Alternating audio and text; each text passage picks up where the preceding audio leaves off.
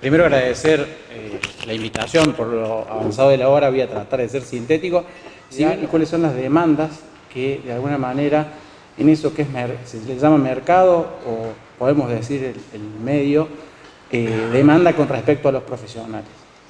Antes que eso, con el tema de la interrupción del volumen, lo olvidé, Deodoro Roca, en los momentos en que la reforma universitaria tenía sus altibajos, porque fueron procesos traumáticos y verdaderamente fuertes, les decía a aquellos militantes de la reforma o a aquellos jóvenes inquietos, una frase que también me marcó toda la vida, y les decía: ¿por qué caerse y olvidarlo todo si es el dolor al fin quien nos iguala y la esperanza lo que nos ilumina?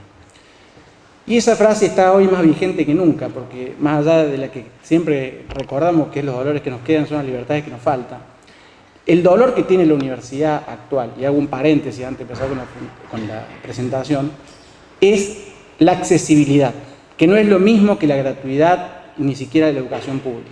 El debe que tiene la universidad, y ahí me sale quizá la parte gremial estudiantil, es el garantizar el acceso a un montón de personas que están absolutamente fuera de la posibilidad de entrar a la universidad. En la universidad en Argentina, y los aliento a que vean estadísticas, está poblada la universidad pública por gente como nosotros, de clase media, media alta, que transita por la universidad pública, y los pobres difícilmente acceden a la universidad. Y ese es el debe, sí, es el dolor principal que tiene el sistema educativo a nivel nacional.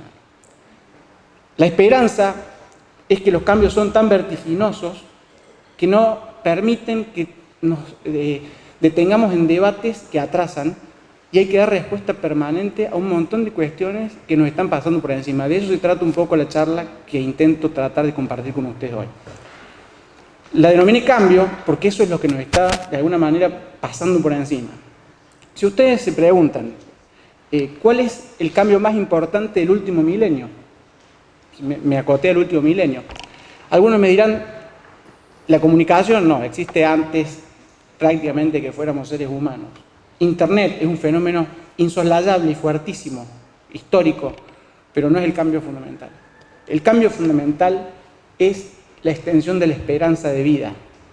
Hoy el hombre se está pensando que va a llegar a vivir 100 años. Los que están presentes aquí quizás tienen una expectativa de vida cercana a los 100 años. Eso ha impactado profundamente en todos los aspectos de nuestra vida y en todas las organizaciones. Particularmente me toca desarrollarme profesionalmente en una organización médica. La permanente innovación en ese campo, pero no solamente en la medicina, sino en todas las organizaciones, el colapso de los sistemas previsionales, la educación misma, el mercado laboral. Nos sobran años de vida para nuestra capacidad cerebral. Nuestro cerebro no está preparado para vivir 100 años. Eso suena fuerte, pero es real. Esto hace más complejo el funcionamiento de todos los sistemas y organizaciones que componen nuestra vida cotidiana.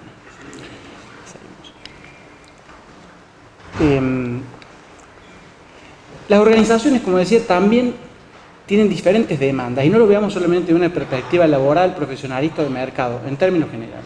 Hasta 1900, ahí cerca de la Reforma, las organizaciones prevalecía la búsqueda del que era más fuerte, porque prevalecía el trabajo físico, agrario. ¿Les parece? Sí, se buscaba un tipo sano y fuerte. A posteriori, después de los 60, 70, 80, se busca aquel que tenga mayores conocimientos, el más sabio, se diría en la calle.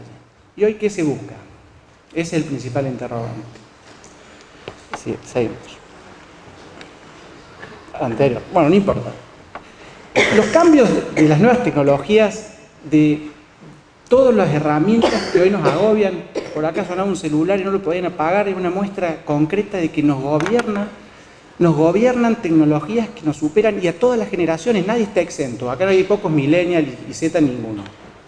Que los millennials trabajan hoy con 3 pantallas simultáneamente. Hay algunos, ahí se ríen. Trabajan con tres pantallas simultáneamente, y los Z, que son los que tienen la edad de mis hijas, van a trabajar con 5 simultáneamente, y nosotros con un teléfono casi no lo podemos apagar. El cambio, la tecnología prácticamente nos pasa por encima, y eso es verdaderamente fantástico, pero también abrumador. Y esto también impacta en la realidad laboral y en la dinámica de las organizaciones. Cambios increíbles, o cosas que parecen verdaderamente una locura. En el 2029 se calcula que vamos a dialogar con máquinas y no vamos a poder distinguir si son máquinas o seres humanos. Estamos acá nomás el 2029, ¿eh? Faltan 10 años. Estamos más cerca del 2029 que el del 2000, que cuando yo hacía referencia fui presidente de la FUC y tenía pelo. Eso es lo bueno, que uno cuando viene a estos ámbitos se siente un poco más joven o parece que vuelve a esa época que no vuelve más. El MIT está trabajando sobre, no solamente, la inteligencia artificial ya es vieja, ya no se habla de inteligencia, se está hablando sobre los sentimientos de los robots. Una locura más, vamos con más vértigo. Se está trabajando sobre los derechos humanos de los robots. Ustedes pueden creer eso, yo todavía no lo puedo comprender, pero se está trabajando sobre esa legislación en Canadá. Entonces, finalmente podemos decir, para ponerle un freno a este vértigo y de alguna manera a esta incitación o esta provocación que pretendo del auditorio, la ciencia ficción del mañana, la ciencia ficción de hoy será la ciencia del mañana y eso lo vemos y es realidad. Bueno, ¿qué nos dispara todo esto? En estos días estuve, lo voy a hacer un poco más coloquial, conversando con un amigo que ha trabajado mucho en este tema, periodista, lo voy a nombrar, le pedí autorización a Julio Perotti, y Julio me recomendó un autor que de alguna manera empieza a darme una puerta de entrada, por lo menos a mí me pareció maravilloso. Se llama Andy Stallman y su obra se denomina Human of On. Creo que la puerta de entrada a empezar a comprender este tipo de cosas, y lo sugiero, no estoy en condiciones de exponer el libro, pero me pareció pertinente compartirlo con ustedes. Julio se hizo amigo de Stallman. Cuento esta anécdota porque es muy significativa. Se hizo amigo de Stallman por Twitter. Stallman tiene una participación muy importante en Twitter. Les recomiendo a los que tienen Twitter lo sigan porque tiene cosas muy interesantes. Y Julio se hizo amigo por Twitter y tienen una amistad importante. No es importante que sea amigo de Julio Perotti, sino justamente lo que él trata, lo cual les digo es sumamente interesante y aborda esta temática. Sigamos. Justamente ahí está el libro. Creí que estaba hablando con esa imagen de fondo. Y lo que de alguna manera sintetiza o la idea principal es que la post-revolución digital, vamos a hablar de la revolución de las emociones. Entonces, para el primer panel, en donde se dio después de la reseña histórica de la reforma universitaria, una discusión que la tenemos hace muchos años sobre el profesionalismo o el perfil profesionalista y el perfil cientificista, eso va a quedar viejo. Hoy el auge está, o la curva ascendente, en los programadores, que son los grandes dictadores de los sistemas. Los programadores, la gente que está emparentada con las nuevas tecnologías, los ingenieros, estamos en esta casa, es difícil de decirlo, son los que gobiernan el sistema. Señores, hay buenas noticias. Todo va a volver a las ciencias sociales, finalmente, porque es lo que va a lograr la diferenciación y son los contenidos. Hoy, diría Merton, estamos en una etapa de sacralización de los medios, los cuales son sumamente necesarios y maravillosos, pero vamos a terminar de nuevo buscando lo más profundo del ser humano. Y eso pasará seguramente a nivel científico, pasará en las investigaciones, pero... pero en las organizaciones está ocurriendo de manera más dinámica y más rápida. ¿Qué están buscando hoy las organizaciones? Las organizaciones hoy demandan lo que denominamos soft skills, competencias blandas, competencias suaves, mejor, exactamente. Y esto, cuando uno habla de esto, hay algunos que dicen esto, discúlpeme el término, parece un poco de humo. No, no lo es, se los puedo asegurar. Las competencias blandas están referidas a aquellas competencias que de alguna manera complementan el acceso a los conocimientos tradicionales, a la formación básica de los conocimientos que hoy, por ejemplo, nosotros requerimos en determinados puestos de trabajo o exigimos que tenga cualquier profesional que ha transitado por una currícula, que ha podido acceder a conocimientos técnicos, pero estas competencias blandas son de suma importancia para fundamentalmente el desarrollo dentro de las organizaciones y lograr calidad. Las competencias blandas tienen que ver con características de los colaboradores o de los recursos humanos de una organización que tienen, digamos, directa relación con su capacidad de comunicación, de liderazgo, de crítica, de autoconfianza, de capacidad de análisis. Esto hoy es valorado. ¿Y cuál es la buena noticia? Yo creo que la universidad pública tiene capacidad de entrenar a sus recursos en estas disciplinas. De hecho, existen un sinnúmero de alternativas en donde el estudiante universitario, el ciudadano universitario, no se debe y ni se puede restringir solamente al transitar a lo largo de una currícula dentro de cada una de las facultades. La experiencia solamente de vivir la vida universitaria da algunas de estas herramientas que hoy están o son tan demandadas y a lo mejor hasta están de moda. Seguimos. Bueno, de esto está hablando recién, seguimos. De alguna manera, estas competencias, que también sugiero las profundicen, complementan las necesidades y los requerimientos básicos que tiene un colaborador o una persona que se desarrolla dentro de una organización, fortaleciendo seguramente aquel menú de conocimientos básicos, técnicos, etc. Por ejemplo, a la mañana nombraban en la primera sesión la currícula médica, algo que, digamos, tengo permanente discusiones. Por supuesto que en la formación de un médico hace falta que haya una serie, a lo mejor, de estas herramientas y algunas otras que tienen que ver con la psicología y la sociología, pero fundamentalmente hay que respetar algunas cuestiones que tienen que ver con la especificidad de la formación.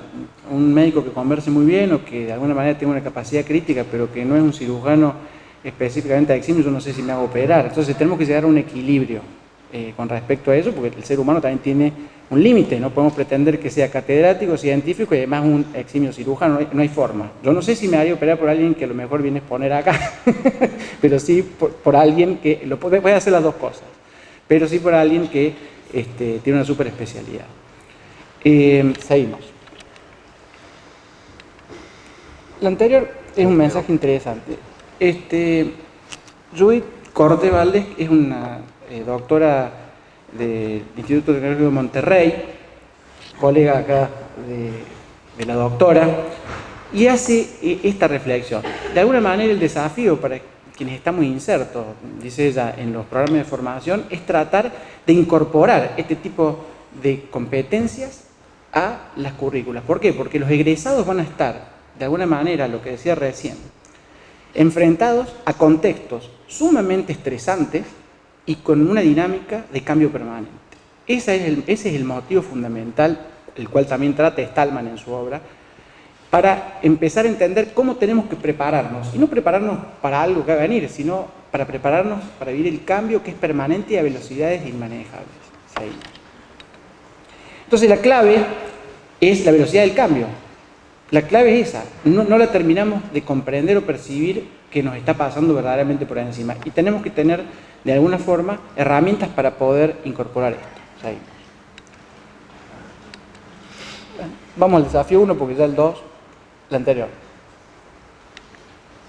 Bueno, prácticamente como conclusión, porque tampoco quiero aburrir, y ha sido muy interesante, fantástico el trabajo que están haciendo Cecilia, porque dota de herramientas críticas para llegar a un diagnóstico riguroso y poder trabajar profundamente una problemática que no es solamente venir a vender humo, como puede ser lo que estoy haciendo yo. La universidad tiene como principal desafío, digo, por la temática de la mesa, garantizar, con respecto a los profesionales, la permeabilidad necesaria para que la visión profesional, la visión del egresado, la visión del mercado, la visión de las organizaciones, forme parte de la discusión académica. Quien habla ha sido consejero estudiantil durante 4 mandatos, consejero graduado durante 4 mandatos y conciliario graduado durante 4 mandatos. Prácticamente toda mi carrera estudiantil y parte de mi graduación la viví en el Consejo Superior de la Universidad. O sea que soy un corresponsable de los resultados que hoy se están dando, si es que son malos. Por lo tanto, creo que la permeabilidad, la apertura y el contacto con las organizaciones profesionales es de suma importancia, y hoy no es solamente importancia, es una cuestión de supervivencia. Segundo. El desafío de las organizaciones profesionales, por otro lado, es abandonar las posiciones corporativas por ahí necesarias para defender determinados derechos o cuestiones que tienen que ver con el ejercicio de la profesión o el interés de aquellas personas que participan en esas agrupaciones, y entender la importancia estratégica que tiene el aporte de los mismos a la universidad para, completar este proceso. Y el tercer desafío, que es para los graduados, es entender la importancia de la participación que uno tiene de por vida de ser un graduado universitario y lo que debe a la universidad, no solamente en términos a lo mejor de aporte económico, que es una cosa que deberíamos discutir después largamente, pero sí con respecto a la responsabilidad social, por lo primero que dije, por la cantidad de gente que queda fuera del sistema, y nosotros no podemos ser en absoluto indiferentes. Por último, y para cerrar, lo vuelvo a citar a Stallman con una reflexión que me llegó mucho y les voy a explicar por qué. La voy a leer textualmente, donde dice que los profesores enseñan, los maestros inspiran, despiertan, los grandes maestros dejan grandes aprendizajes y estas enseñanzas trascienden lo académico, son lecciones para la vida. Yo quiero dedicar este humilde aporte a alguien que hoy no nos acompaña, lamentablemente, pero que en lo personal, y creo que para muchos en la historia de la Universidad Nacional de Córdoba, representa eso que estoy diciendo ahí. Y ese es mi agradecimiento personal, y en el marco del centenario de la reforma universitaria, me emociono cuando lo digo, el reconocimiento a Eve Goldinger, quien fuera, de alguna manera, en mi vida, una verdadera maestra para lo que vendrá y ojalá que para siempre. Muchas gracias.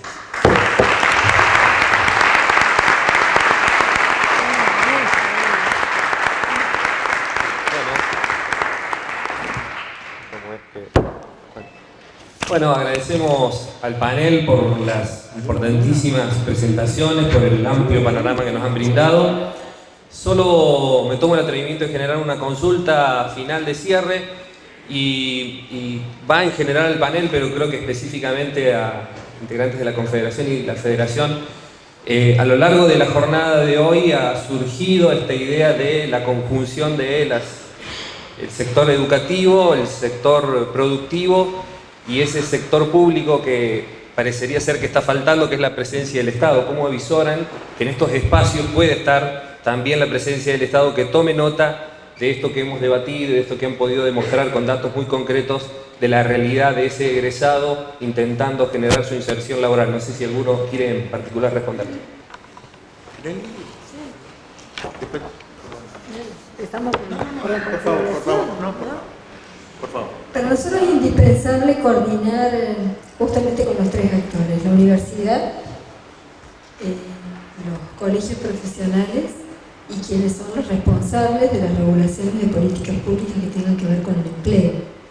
En esto me parece que hay que buscar alternativas conjuntas para que podamos hacer este paso del estudio al empleo de una manera mucho más empoderada, mucho más acompañada.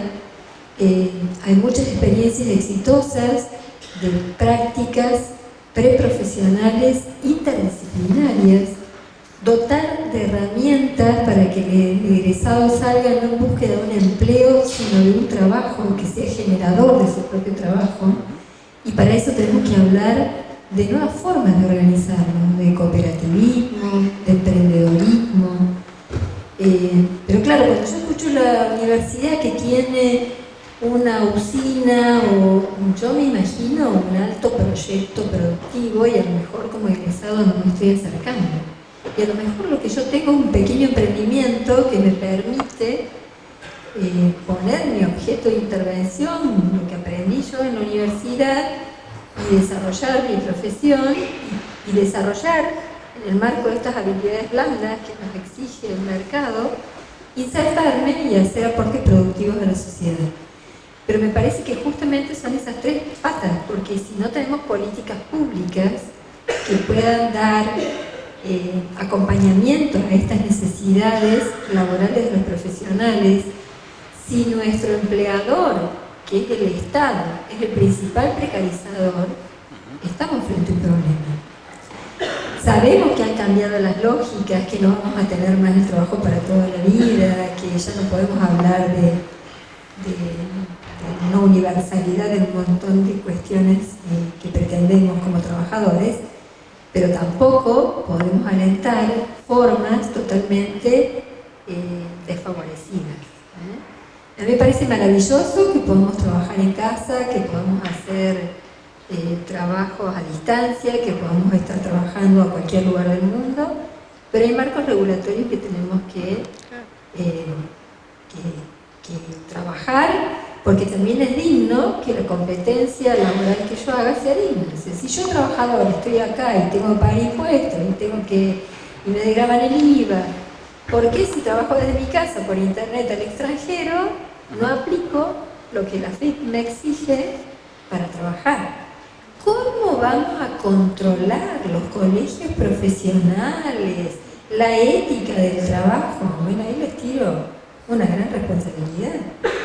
¿Con quiénes nos vamos a vincular? ¿Cuál es el garante de los derechos que tiene la ciudadanía a que lo esté atendiendo un profesional que esté formado, que no tenga sanciones éticas?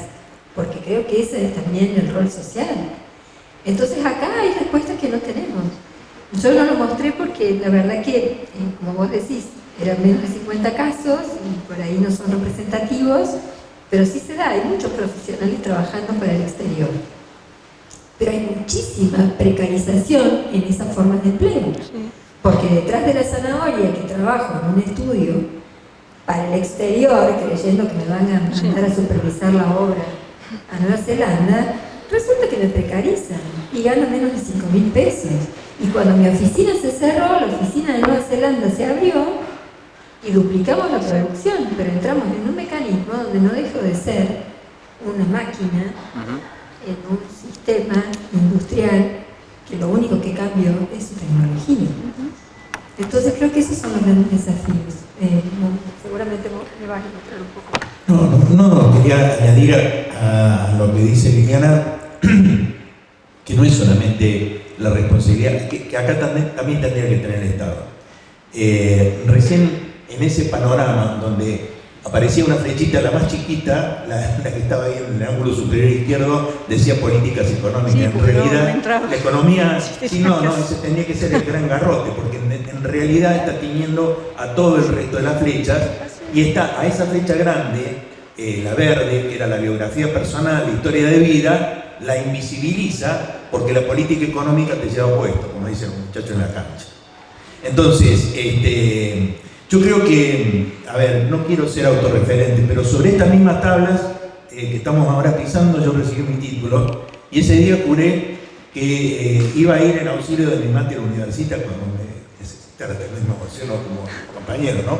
Pero bueno, pero en ese juramento estaba implícito de que al que iba a ir en auxilio, en nombre de la máster universitaria, era el pueblo argentino, que fue el que me posibilitó tener un título y tener que servirlo en grado superlativo porque me dieron conocimiento superlativo. Esta es una gran responsabilidad que tenemos.